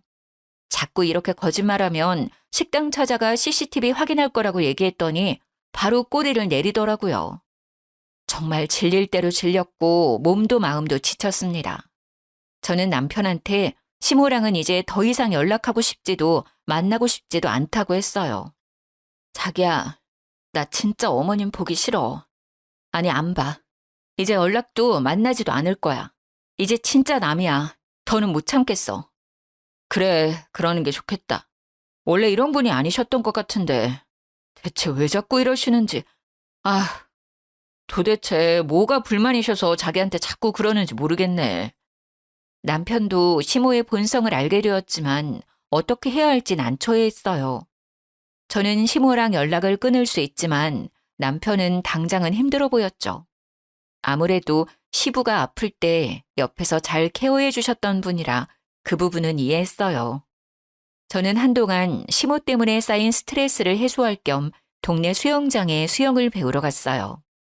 강습 시간에 맞춰 도착해서 준비 운동을 하고 있는데 시모가 있는 것 아니겠어요? 엊그제까지만 해도 팔 다쳐서 반깁스를 하고 있던 시모가 자유형을 아무렇지 않게 하는 것을 보고 거짓말이었음을 알게 되었습니다. 팔 다쳤다고 반찬 해오라고 한 것도 그저 심술을 부리기 위한 핑계였구나 싶었죠. 당장 가서 팔 다친 것도 거짓말이었냐고 따지고 싶었지만 참았어요. 심술쟁이 시모를 어떻게 해야 할까 고민하던 차에 좋은 생각이 떠올랐습니다. 저는 수영장에서 나와서 남편한테 전화를 했어요. 자기야, 바빠? 통화 괜찮아? 괜찮아, 얘기해. 수영 간다더니 벌써 나왔어? 아, 나 까먹었던 일이 생각나서. 참, 자기야. 어머님 팔 다친 거 너무 오래 가는 것 같아서 우리 엄마 다니는 병원 있는데 거기 의사 선생님이 잘 봐주시거든. 자기가 한번 병원 모시고 가봐. 자기는 그렇게 당하고서 또 걱정스러워? 그렇게 착해가지고 어떡하냐 정말. 뭐 어머님이랑 풀고 싶은 건 아니지만 나이도 있으시고 반깁스 계속 하시는 것도 불편해 보여서 처음부터 병원 가자고 하면 분명 괜찮다고 안 갈 게 뻔하니까 자기가 다른 약속 잡는 척 하면서 병원 한번 모시고 가봐. 예약은 내가 해둘게. 으이그 신경 써줘서 고마워. 알았어. 예약 잡고 말해주면 내가 어머니한테 데이트하자고 하면서 약속 잡을게. 응. 예약하고 바로 연락 줄게. 저는 친정엄마가 다니는 병원에 바로 예약을 했습니다. 약속대로 남편은 시모를 데리고 병원으로 갔죠. 병원으로 간 시모는 엄청 당황했다고 하더라고요. 아니 무슨 병원이야. 나온 김에 한번 가봐요. 예약도 해뒀어요. 그냥 두지 말고 빨리 치료해요. 언제까지 반깁스 계속하고 다니실 건데요. 어머니도 불편하시잖아요. 아유, 아니야. 됐다. 나 그냥 갈란다. 이거 그냥 두면 괜찮아지는 거랬어. 조금 지나면 뼈 붙는데. 시모는 괜찮다며 진료까지 받을 필요 없다고 난리 쳤지만 남편이 억지로 끌고 들어가서 어쩔 수 없이 검사를 받게 되었죠. 병원에서는 당연히 아무 이상이 없다고 말했고요. 어디 보자. 어머님 팔이 엑스레이로도 보이지가 않고 너무 건강하신데요? 깁스는 언제 푸셨어요? 한 달은 넘으셨나요? 네? 그럴 리가요. 반깁스 푸신 지 이틀밖에 안 지났어요. 그럼 검사를 다른 거라면 골절이 나아졌는지 알 수 있을까요? 아니요, 보호자분. 지금 분명 골절이라 하셨는데, 그럼 엑스레이로 보여야 되는 게 맞고, 지금 상황으론 크게 치료할 부분도 안 보이네요. 그리고 이 나이 되시면 뼈가 약해 골절이 충분히 올 수 있지만, 지금 현재로선 골절은 아니고 단순 근육통이라 생각이 드네요. 네? 어머님, 어떻게 된 거예요? 병원 진료보고 반깁스 하신 거라면서요. 이런 반깁스는 요즘 약국 가서도 쉽게 구매 가능해요. 저리거나 근육통이 올 수 있긴 하지만 반깁스까지는 안 하셔도 되는 상태예요. 오히려 어머님 나이에 너무 오랫동안 안 움직이시면 근육이 더 소실될 가능성도 있어요. 적당한 운동은 꼭 하셔야 어머님 더 오래오래 사실 수 있어요. 진료를 받고 나온 시모는 한동안 말이 없었고 남편은 화를 냈다고 해요. 어머니, 이게 무슨 상황이에요? 아니, 진짜 아팠는데 부러졌다고 했어. 어느 병원에 가셨는데요? 거기 의사 돌팔이네. 당장 가요. 어떤 병원인지 제가 좀 가봐야겠어요. 아니, 그럴 필요는 없고. 그게 저기 아는 아줌마가 이렇게 통증 있는 건 부러진 거라고 해서. 병원에 가지도 않고 부러졌다고 스스로 진단을 내리신 거예요? 대체 왜 그런 거짓말을 하셨어요? 왜? 도대체 이유가 뭐예요? 미안하다. 할 말이 없네. 몇 주 동안 다친 척하면서 윤희 그렇게 괴롭히신 거예요? 뭐가 그렇게 마음에 안 드시길래 그랬어요? 아빠 돌아가시고 나서도 정말 잘해드렸잖아요. 아, 정말 아무리 생각해도 이해가 안 돼요. 미안하다. 내가 혼자 되고 나서 괜히 외롭고 심술나서 그랬나 봐. 미안하다, 정말. 사과는 저한테 말고 윤희한테 하셔야죠. 그동안 윤희한테 못되게 하셨던 거 직접 찾아가서 사과하세요, 당장. 남편이 불같이 화를 내자 시모는 울며불며 미안하다고 사과를 했죠. 그날 저녁에 남편과 함께 저를 찾아왔습니다. 윤희야, 미안하다. 내가 심술맞게 행동해서 미안하다. 거짓말해서 미안해. 용서해 주겠니? 내가 요즘 외로운가 봐. 너희가 잘 지내는 거 보니까 괜히 심술이 났나 봐. 그동안 서운하게 했다면 사과할게. 미안하다, 정말. 네, 어머님. 근데 저 예전처럼 어머님이랑 지내지는 못할 것 같아요. 아니, 그냥 아예 몰랐던 그 시절로 돌아가서 모르는 사람처럼 지내요. 저는 이제 어머님이랑 연락할 생각도 만날 생각도 없어요. 미안해, 정말. 마음이 풀리면 연락을 주겠니? 그때까지 내가 기다릴게. 정말 입이 10개라도 할 말이 없다. 가세요. 더 연락드릴 일은 없을 것 같아요. 사과를 하셨긴 했지만 영 찝찝한 느낌이 가시질 않았어요. 저는 시모한테 얘기한 대로 연락은 드리지 않았고 시모 역시 연락이 오지 않았어요. 남편한테도 한동안 연락을 안 했다고 하더라고요. 저는 등록한 수영장에 다시 나갔습니다. 시모가 없는 시간대로 피해서 강습을 들었죠. 수영 강습 후 샤워를 하고 드라이기로 머리를 말리고 있는데 저녁 고급반을 다니는 아줌마들이 속닥속닥 하는 이야기 소리가 귀에 들려왔습니다. 영희 엄마, 그 얘기 들었어? 그 7시 타임 수영 오는 강씨 아줌마 말이야. 아, 그 삐쩍 마르고 하얀 그 아줌마? 그 아줌마 왜? 시모가 7시 타임 때에 다니는데 삐쩍 마르고 하얗거든요. 그리고 시모 성이랑 똑같길래 드라이기를 멈추고 아줌마들 얘기에 집중을 했습니다. 그 강씨 아줌마 같이 지내던 아저씨가 암으로 죽었다며? 어머, 그래? 근데 죽었어? 지난번에 데이트하러 간다고 자랑 엄청 하던데? 얘기 들어보니까 그 아저씨 만나기 전에 또 누가 있었나 보더라고. 어머, 설마 양다리요? 그 아저씨는 저짝에서 채소 판다고 그러던데? 아무리 들어봐도 시모 얘기 같더라고요. 조금 더 자세히 얘기를 들어봤습니다. 그리고 시부 아닌 다른 사람과의 만남이 있는 것 같았어요. 저는 모른 척 아줌마들 대화에 끼었습니다. 이상하다. 그 아주머니 요즘 남자친구 없는 거 아니에요? 이상해. 아가씨도 그 아줌마 얘기 알아? 지난번에 샤워실에서 만났는데 미주알 고주알 얘기 많이 해주시더라고요. 그때는 아무도 없다고 하셨던 것 같은데. 하여튼 그 아줌마 수다 자판기야. 그냥 툭 치면 후두둑 하고 별 얘기가 다 나온다니까. 근데 사람들마다 전해 들은 말이 다 달라. 뭐가 진짜인지 정말. 나한테는 채소 파는 아저씨랑 만난다고 그랬어. 근데 그 채소 판다는 분은 어디에서 장사하시는 거예요? 그 땡땡 아파트 상가라고 했던 것 같은데. 시부를 만나면서도 다른 사람을 만났다는 사실을 알게 되고 배신감이 들었죠. 그리고 아줌마들에게 시모의 얘기를 흘렸습니다. 참, 그분 팔 다치셨다고 들었는데 전해보니 수영 잘하시더라고요. 왜? 팔 다친 걸 본 적이 없는데. 그 아줌마 이 수영장 물게요. 수영도 잘해서 자유수영도 자주 하던데. 어머, 그래요? 저는 반깁스 하는 걸 봤었거든요. 반깁스를요? 그 양반 아주 웃기는 양반이구만. 나도 지난번에 들은 얘기가 있는데 한번 들어볼텨? 네, 해주세요.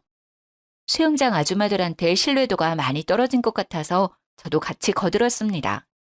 그날 그분들과 카페까지 가서 신나게 시모 뒷담화를 했죠. 그리고 저는 수영장 아줌마들을 통해 시모 남친이라 추정되는 분의 가게를 알아냈습니다. 그 주 주말에 시모 남친이 운영하는 채소 가게에 찾아갔습니다. 어서 오세요. 싱싱한 채소들 오늘 오전에 들어왔습니다. 안녕하세요, 사장님. 다름이 아니라 여쭤볼 것이 있어서 왔어요. 강영옥 씨 아시죠? 영옥 씨를 어떻게... 저는 시모 남친에게 며느리라고 소개를 하고 자초지종을 설명했습니다. 시모 남친은 잠시 시간을 내어주었죠. 근처 카페에서 대화를 나눴습니다. 저는 어머님이 혼자이신 줄 알았거든요. 아버님 돌아가신 이후에야 뭐 남자친구분 언제든 만날 수 있다고 생각하는데 아버님 계실 때도 만나고 계셨다고 하면 얘기가 좀 달라져서요. 나는 영옥 씨한테 며느리가 있었는지도 몰랐네. 뭐 요즘은 거의 헤어졌다고 보면 될 것 같은데. 영옥 씨랑은 꽤 오래 만났어요. 말 편하게 해도 될까? 네네, 편하게 하세요. 우리가 한 7년을 만났나? 3년 전인가 갑자기 연락을 뚝 끊더라고. 시모 남친이 말한 3년 전은 저희 시아버지를 만난 시기였던 것 같았죠. 시모 남친은 계속 얘기를 해주었습니다. 그렇다고 완전 끊은 건 아니고 가끔 가게에 오기도 하고 그러다가 작년부터 또다시 연락을 자주 하대. 저희 아버님이 작년에 돌아가셨거든요. 그 여자 비빌 언덕이 없으니까 나한테 다시 연락했구만. 아무튼 나도 만난 정이 있으니까 또 몇 번 만났는데 계속 돈을 빌려달라 뭘 해달라 이러더라고. 오랜만에 연락이 와서 한다는 말이 최근에는 팔 부러졌다고 병원비를 좀 달라고 하질 않나. 수술해야 하는데 500만 원이 필요하다나. 어머, 아저씨한테도 팔 다쳤다고 연락 왔어요? 저희도 팔 부러졌다고 해서 반찬 해다 드리고 계속 걱정해서 병원 모시고 갔었는데 알고 보니 거짓말이었더라고요. 병원에서 삐끗하거나 금간 흔적은 없었다고 했어요. 참네. 이제는 여기저기서 뽑아먹을 게 없으니까 거짓말해서 사기를 치고 다니네. 좋은 마음 가지고 만나려고 하다가도 만나면 자꾸 돈 거리니까 정이 확 떨어져 버려서 요즘은 그냥 연락도 무시하고 그러고 있는 상황이라고 보면 돼. 자기 필요할 때만 연락하고 나도 이젠 지쳤어. 정말 마음고생 많으셨겠어요. 아무튼 오늘 시간 내주셔서 정말 감사합니다. 내 얘기가 도움이 되었으려나 모르겠는데 그쪽도 잘 해결되길 바래. 생각해보니 시모는 시부한테 혼인신고를 하자고 여러 번 얘기했었어요. 하지만 시부는 혼인신고는 안 하셨죠. 본인 몸도 안 좋은 상태에서 몇 년 안 만난 사람과 덜컥 혼인신고를 하기엔 위험했다고 생각하셨던 것 같아요. 저는 남편한테 바로 얘기를 했습니다. 화가 난 남편은 시모를 찾아갔죠. 당장 이 집에서 나가세요. 아니, 갑자기 찾아와서 이게 무슨 소리니? 거실에서 누워서 TV를 보고 있던 시모는 영문을 모른다는 얼굴로 말했죠. 내가 갈 데가 어디 있다고. 여기밖에 없는 거 알잖아.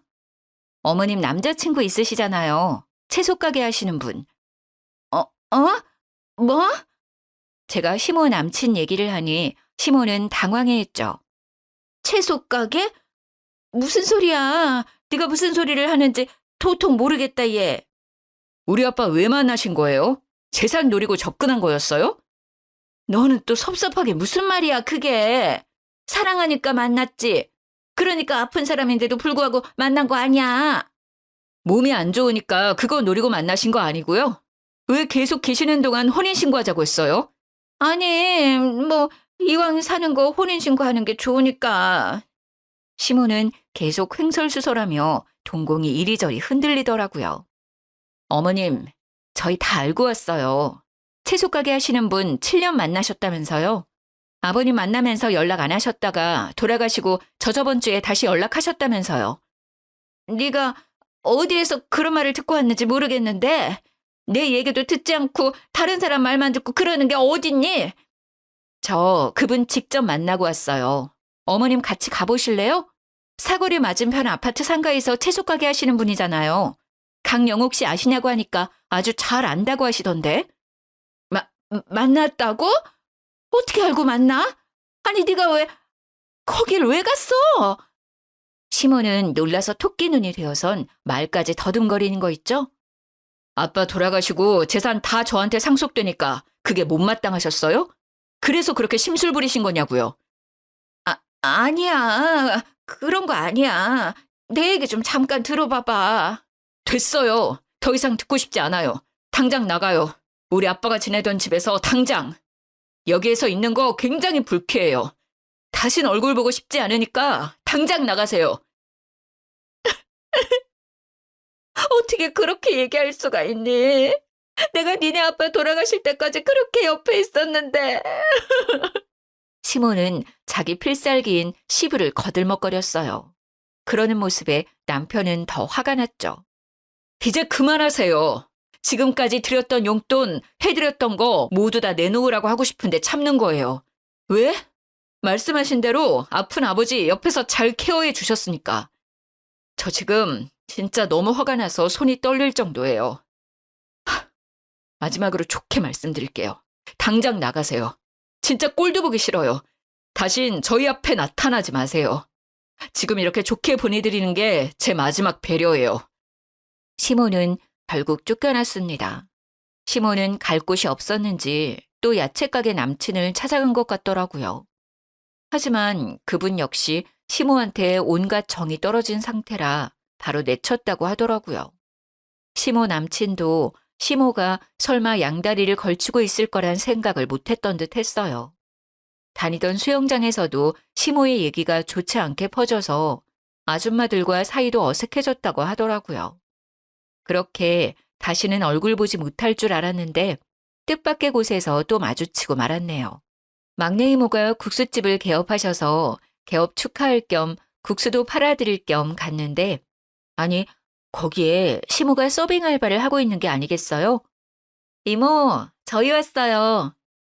윤희 왔구나. 아이고, 임서방도 왔네. 앉아. 국수 말아줄게. 이모, 여기 세팅 좀 해줘요. 네. 저랑 남편을 본 시모는 사색이 되어 후다닥 도망치듯 주방에 가더라고요. 저는 이모한테 시모 얘기를 해줬죠. 이모가 얘기해줬는데 시모는 그날까지만 일하고 바로 잘렸다고 해요. 결국 오갈 곳이 없고 남은 돈도 없었던 시모는 수영장 아줌마 말에 의하면 급한 대로 저렴한 고시원에서 지낸다고 하더라고요. 기사식당에서 알바하면서 밥 빌어먹고 산다고 들었습니다. 시모는 시부가 돌아가시고 재산을 받지 못해서인지 괜히 저한테 화풀이했던 것 같았어요. 혼인신고했었으면 자기도 유산을 받을 수 있었는데 남편한테 모두 상속되었으니 얼마나 배가 아팠겠어요. 제가 제일 만만하니 저한테 그 짜증을 다 푸셨던 것 같습니다. 애초에 자기 것이 아니었는데 욕심을 낸 것부터 잘못된 것 같은데 말이죠. 저희 시부가 시모의 검은 속내를 아셨는지 혼인신고를 안 하신 건 정말 아직까지도 천운이라고 생각이 됩니다. 저희는 시모가 지내던 아파트는 팔고 그 돈으로 조금 더 넓고 좋은 아파트로 이사를 갔어요. 남편은 늘 그랬듯 여전히 세심하고 친구들이 부러워하는 사랑꾼이랍니다. 못된 심보로 저희 가족에게 접근했다가 결국 뽀록이 나서 쫓겨난 시모는 자기의 잘못을 알고 있을지 모르겠어요. 물론 저는 이제 더는 상관이 없지만요. 꽤 길었던 저의 이야기 잘 들어주어서 감사합니다. 그래도 속 시원한 마무리 아닌가요? 날이 꽤 쌀쌀해졌습니다. 여러분 감기 조심하시고 행복한 하루 보내세요.